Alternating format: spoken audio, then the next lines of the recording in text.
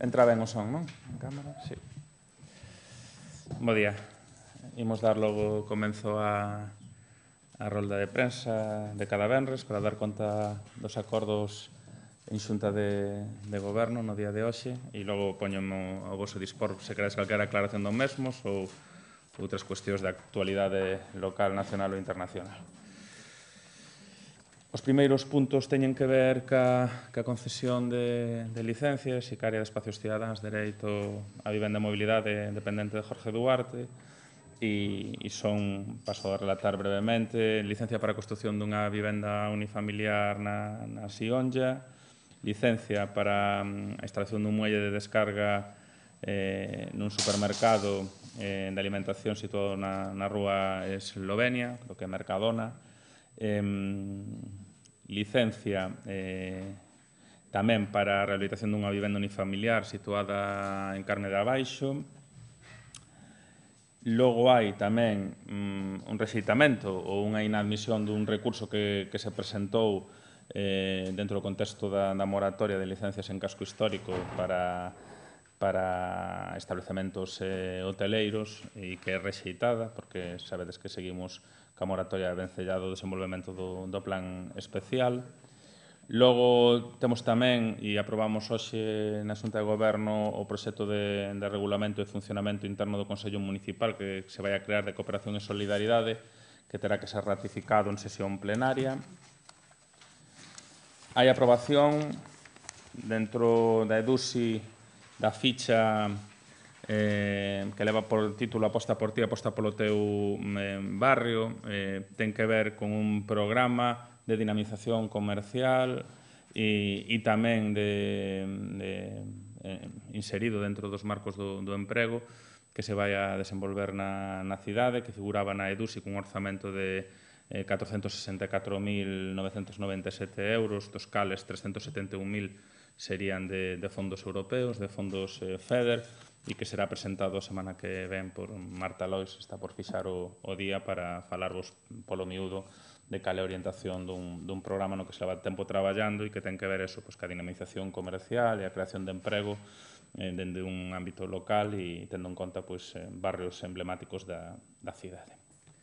Hai tamén a aprobación dun proxecto longamente demandado que é o proxecto básico de execución da reforma do parque infantil da Praza da Constitución, que é casi unha reforma integral, porque non só atende a acordos plenarios da construción dunhas instalacións vencelladas ao skate que figuraban xa moi deterioradas na praza, senón que de alguma maneira busca dimensionar o conxunto da praza e establecer un espazo de convivencia entre a práctica dese deporte e tamén a convivencia na propia praza. Sabedes que hai un acordo plenario por unanimidade adoptado no seu momento e estamos en cumprimento do mesmo aprobando que a primeira parte, que é o proxecto, e logo viremos nas vindeiras semanas para iniciar o que é a contratación, a licitación.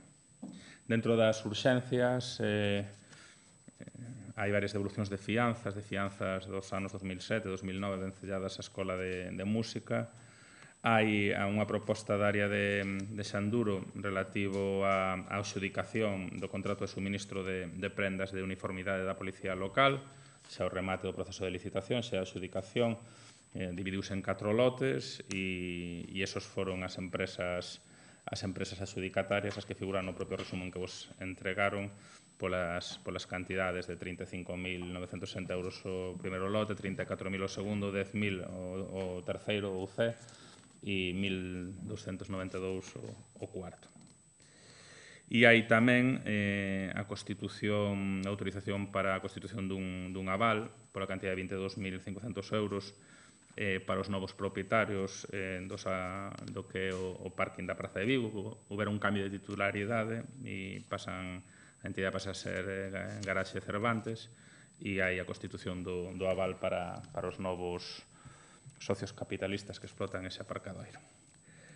E isto todo. Así que se queredes algunha pregunta sobre algunha destas cuestións ou sobre outras que supoño estaredes máis interesados, pois poñome o vosso dispor. A mellor non tes ninguna pregunta, vale. Vale. Algunha cuestión de Xunta Local? Non? Pois veña, vamos a cuestións de ámbito nacional e internacional. Quería ter unha pequena valoración da folga feminista de onte e o seguimento que tivo tanto a folga como as movilizacións no pasado Obradoiro. Bueno, eu creo que as propias imaxes falan polo día histórico que se viviu non só nesta cidade como capital do país, senón no conxunto do país e no conxunto do Estado no día de onte, non?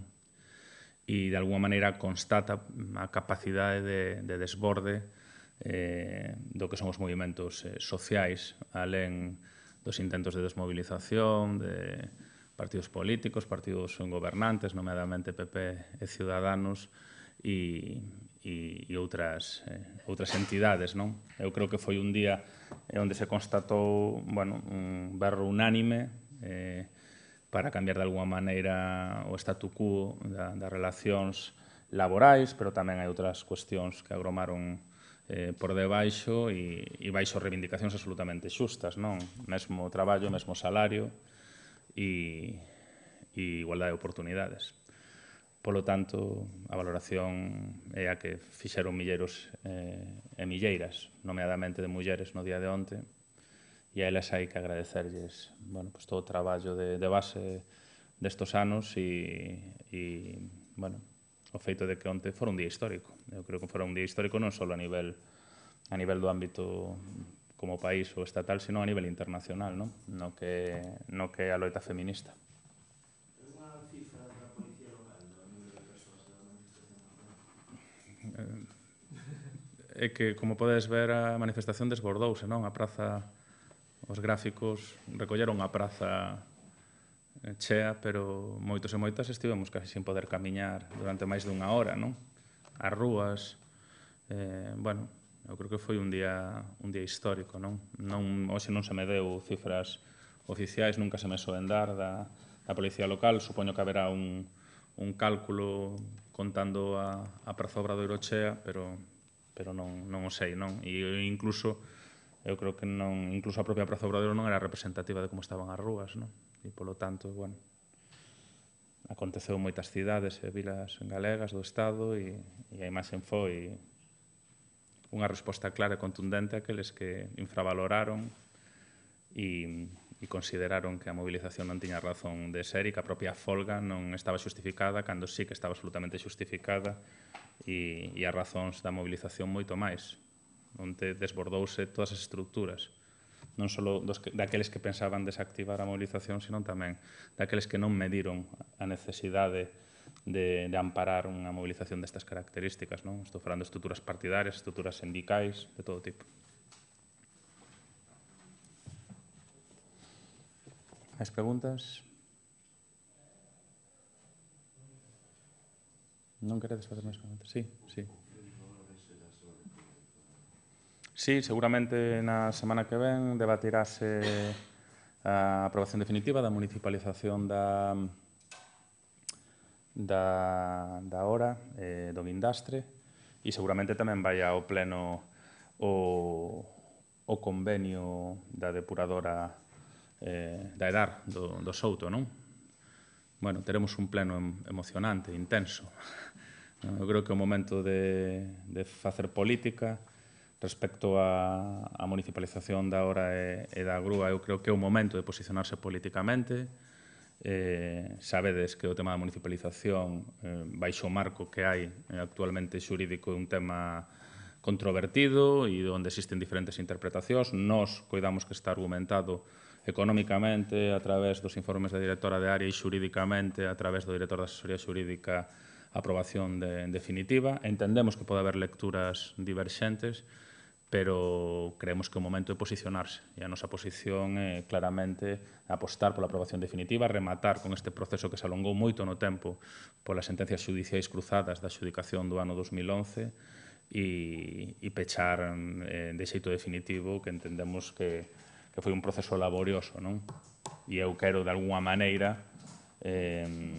bueno, solicitar ás forzas políticas da esquerda nesta cidade, que son amplia maioría, o apoio á recuperación do servicio.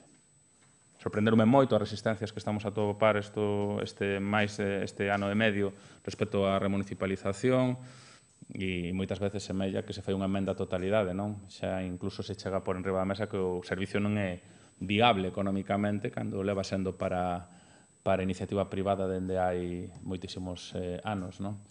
E, polo tanto, eu creo que non só se debate a municipalización, senón a viabilidade do propio servicio, porque de tanto querer tumbar a municipalización e de tanto acollerse ao marco xurídico imposto polo Goberno Central para intentar evitar as recuperacións de servicio, semella que algún se pode pasar de frenada ca propia viabilidade do propio servicio, non? Por lo tanto, sí, será o xoves, creo que a comisión é o luns, e a nosa idea é pechar a aprobación definitiva, mandar a publicación e ao longo do mes de abril poñer en marcha o servicio xa recuperado. Sobre el convenio de la depuradora, los presupuestos ya se han aprobado, el preparo sigue... Algo que hai que aclarar. Están emitidos informes, pero hai algo que hai que aclarar por parte dos servicios económicos. En principio, interprétase que o reparo xa non é suspensivo, o cal se podría entrar no fondo do debate, pero non me quero adiantar a celebración das comisións, vale? Porque me consta que hai grupos que queren pedir aclaracións aos habilitados e non podo falar por boca deles, en este caso por intervención. A nosa idea é chegar ao fondo da cuestión e poder debatir o contido do convenio, que, como sabedes, o noso entender non é un contido axeitado para viabilizar unha depuradora na cidade, tanto pola inseguridade xurídica, pola aportación económica que se nos pide, como polo feito de que se contemple unha fase cero con un gran impacto na zona sin ter en conta o proxecto definitivo, non? E, polo tanto, entendemos que serán debates interesantes que a maiores se mesturarán con outros debates, co cal imos a ter un pleno no que non nos imos aburrir.